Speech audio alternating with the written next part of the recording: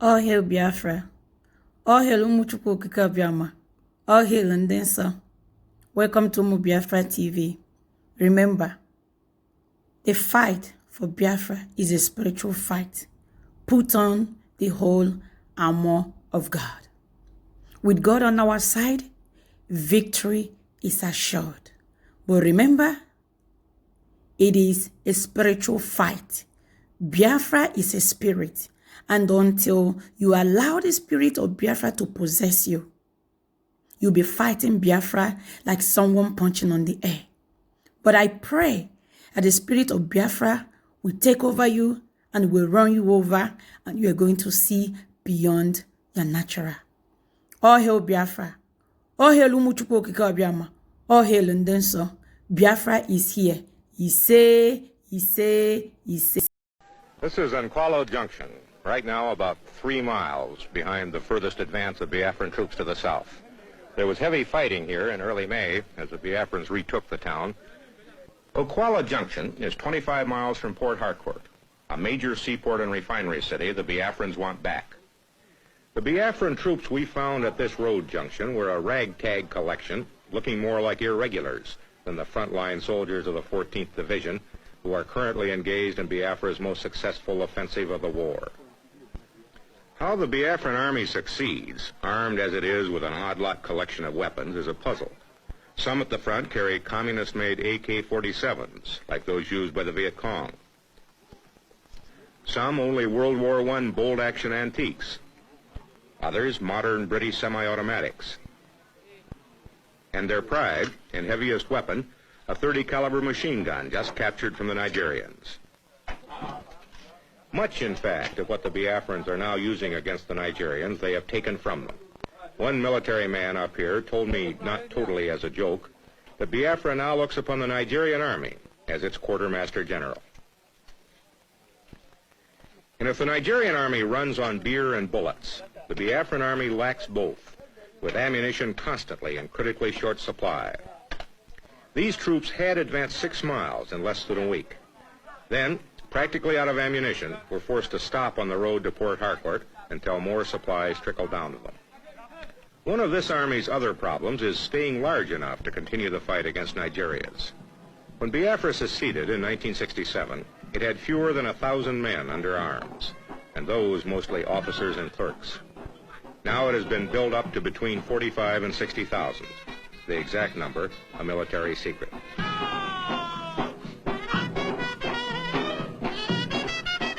Volunteers made the original army build-up easy. Now conscription of virtually all able-bodied young men is underway. And in a former school compound, we found recruits drilling, marching in the mud to the improbable tune of Margie.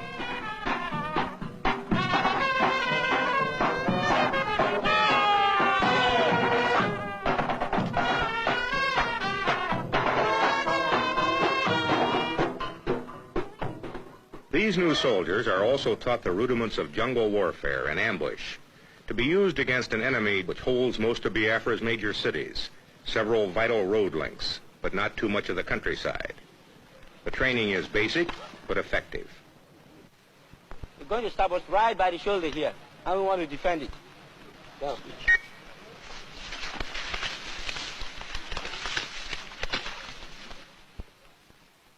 And here I met a young trooper, a very young trooper in the Biafran army. How old are you? I'm 10 years. 10 years old. Yes. Do you know why Biafra is fighting? Biafra is fighting for survival, sir. Is it going to win? Yes, sir. His spirit, and that of this tattered army, driven by fear of genocide which may or may not lie ahead if they lose, plus what must be massive ineptitude on the part of the Nigerian army, is the most probable reason that this war of unequals now has gone into its 3rd year.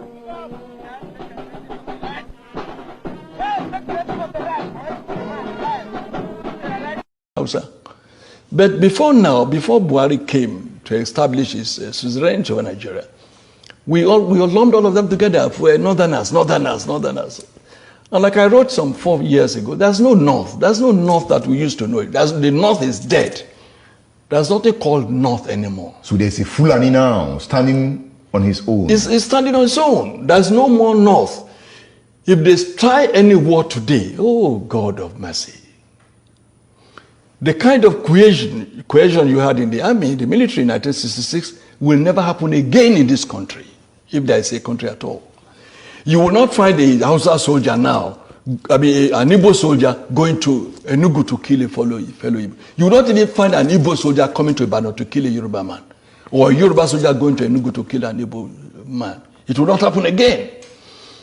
So the Lantan people, the Benue people will never ever allow themselves to be used by any Fulani mischief maker. So if I'm getting you right, your argument is that the Fulani hegemony has been broken. Dead.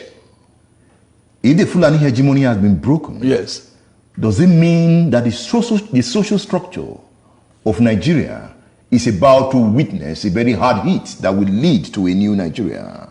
Yes, for those who agree with you to the extent of the fact that there are still some people who want a Nigeria,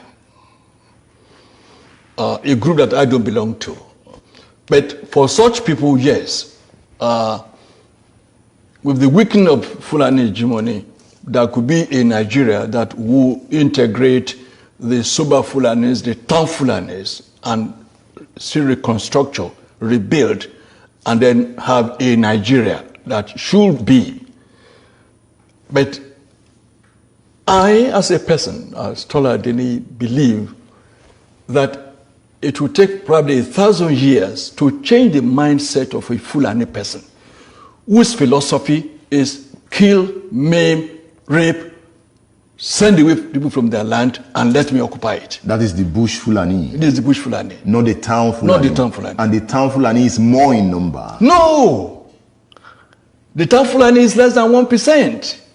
How did you get that figure? Oh, go and find out. Let them allow. Let them allow. It says, "Oh, the Fulani, they're very few. The ones who have in Abuja, or the few that dot spaces in Sokoto."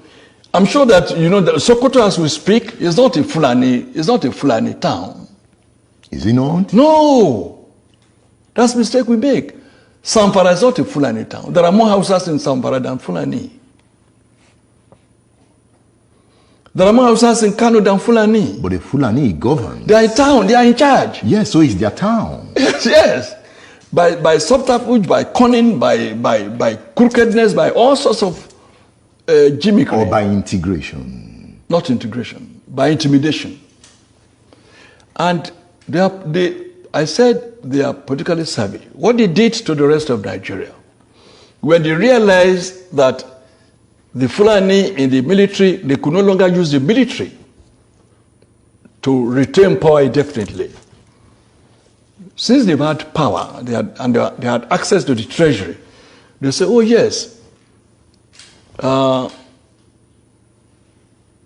Edmond is from the east, or wherever, brilliant man.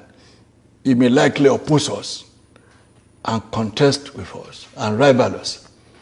Let's make him an ambassador. Let's give him an oil block. Let's make him a billionaire.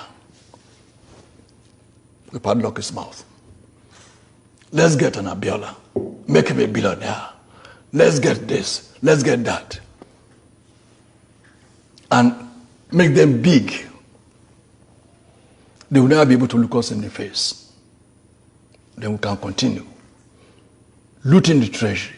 We can continue. And once when we are in control of the treasury, we are in control of everywhere. So we can hire thugs. We can do whatever we would like. And that is why they introduced what I call plutocracy into Nigerian political etymology. Plutocracy. Meaning? Plutocracy is the government of the rich. Yeah. Oligarchy is the government of the muscle men. So the rich man will employ the muscle men and they will be ruling. So you have the rich men who will employ thugs in Lagos who will snatch boxes, who will prevent Igbos from voting, and then they will now have the government. That's why they have the plutocracy. But the plutocrats will still be ruling, and the oligarchs will still be their foot soldiers. You've always talked about how savvy the Fulani man is in politics. Oh yes. But you also have savvy politicians in the South. They never had power. They are beginning to have power. Oh, yes, now. So they've learned how to be savvy. No, the power they have is still a few of them that, I mean, you can count those who have power on your fingertips. The fact that you have governors, I'm sure you're not referring to having APC governors who are Southerners or PDP governors or Southerners. Yes, that's what I'm referring to. No. Is there no political power? When you are a governor and you cannot give order to your chief security officer, you cannot command a commissioner of police in your state. You are a governor, you cannot pay your judges. You know, judges are being paid in Abuja. You know now that the salary of NTA staff, Nigerian Television Authority staff, all over Nigeria, their salaries are being paid straight from Abuja. You are a director of NTA in Enugu or NTA in Abeokuta. You cannot pay this. You cannot pay the salary of your staff from your office. Which power do they have? That they have to go to Abuja every month to collect doles to pay their salaries. So when we say some of them have power, you have some who have occupied position of power, but they are still just in office. It's only a few of them that are now trying to assert themselves to return, because now they've been pushed to that level by their people. Look at the case of Amotekun now. God save the soul of any Yoruba governor that will publicly go to the street and say, I don't support Amotekun. He knows that his parents will be killed. He knows. No Yoruba governor will publicly say, I don't support Amotekun. Now, before we round off, there is the Fulani question. Yes. There is the Igbo question. Yes. And there is the Yoruba question. Yoruba question, yes. We have been discussing the Fulani question. Yes, sir. If we don't resolve these questions, we'll go our ways, right? Yes, certainly. But we can answer these questions and build a one Nigeria that you don't want. It is possible. Nothing is impossible, but it is difficult. Difficult in the sense is that by character, by pedigree, by culture, by level of civilization, we have one leg amongst these legs that believes in domination, that believes that others are inferior, they are infidels, and their own concept of their own religion tells them that these infidels have no right to live, to exist. Their belief can be changed if they are engaged. Hitler had that belief. Hitler was not, it wasn't a spiritual or faith. It's just a belief. We are not talking about faith. Faith is very emotional. Faith is very fundamental. Those who believe in God, it's very difficult to stop them from believing in God. Despite this belief, we've been together since 1960. I know. They did not, they had power, and the rest of the country allowed them to continue in the hope that it will change. But when you now had the great poverty in the north, you now had all these Amajis, I have all these insurgents and all those, built up, that people now begin to say, no. So that might be the shock that will create the change. It might. I'm not saying it is impossible. I only say it's difficult. It's possible that the 4 million or thereabout Fulani who are terrorizing the rest of the country, it is possible for them to have a change of heart. It is possible. There's nothing impossible.